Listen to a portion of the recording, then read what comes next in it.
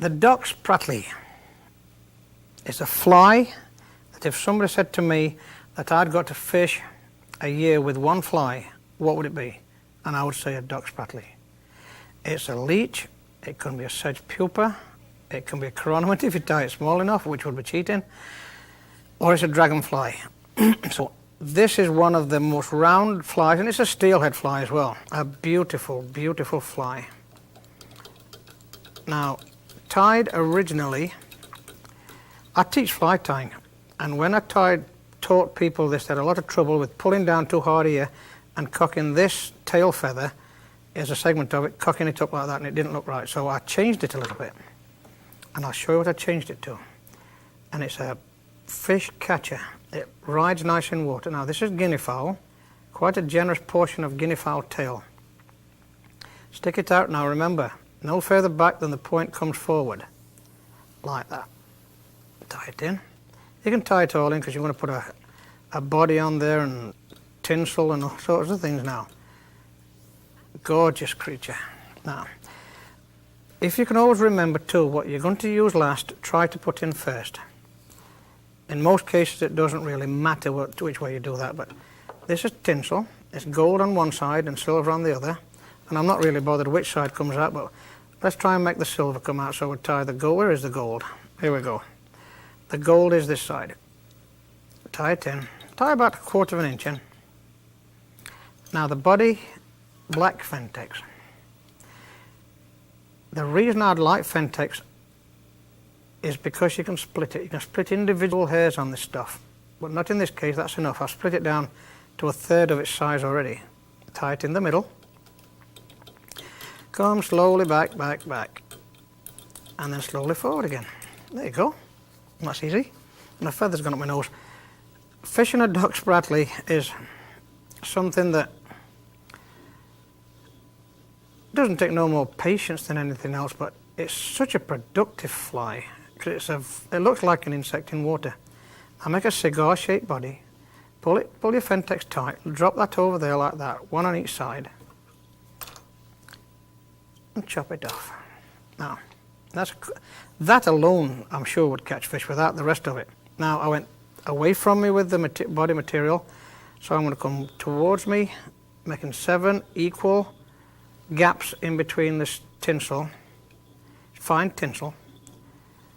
There you go. Hold it up front and drop this over that side, keep hold of it and drop that side, and tie it in. Now there you've got a big chironomid, and if chironomid were that big, the fish would be even bigger than they already are. Now for the tail, for the legs, for the tail I used guinea fowl, and I'm going to use it for the legs, but quite a generous amount. Pinch off at least 1/2 inch and pucker it together so you've got a bunch of legs together like that. Now stick that right through, bring your finger and thumb over it, and tie it in. Now leave yourself lots of room to finish. You always need it. If you crowd the eye, you've shut yourself down before you get there. Now, isn't that the most gorgeous thing you ever saw? It's a golden pheasant, part of a golden pheasant cape. And why I like this feather, it caresses the body like on the deck armor, which we just tied. So what I'm going to do, I'm going to put on a little red one. It is a little thing, look. Only a little touch of red. Take off the chicken down, get it off there. Now, lay it on the back, the spine right down the middle. Pinch it and tie it in. Okay? That was easy. It just broke at the right. You see the shine on that red on there, and it really does look good in water, and it caresses the body like the shell or the wing or whatever it wants to be of the insect itself.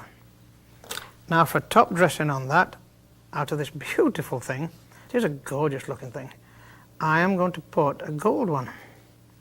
It must be this one, it fell out on its own. Chop off the chicken down again. Now remember, fly tying is I missed. Fred can look after that later. Lay that on the back again. Just the V where the V on that one is. So you're tying it in with the center pith of this feather, center stem. 3 firm wraps, and roll it again like the Dexheimer. Don't let go of this yet. You'll know when you've done it. Well, isn't that? The first time I tried this, I was fishing with a good friend of mine, and I made 9 casts in a place I call a pantry and got 9 fish over 4 pounds. So I thought, well, Moses, it works. And believe me, it does. Now, all you have to do, put a peacock heel head on there. Remember to chop off that pointy end. Get together. Now you can wrap back onto where you tied that in just a little bit to make that head quite large, green and shiny. And you've still got lots of room to finish. Isn't that easy? Now this can be fished, get round there, on any line.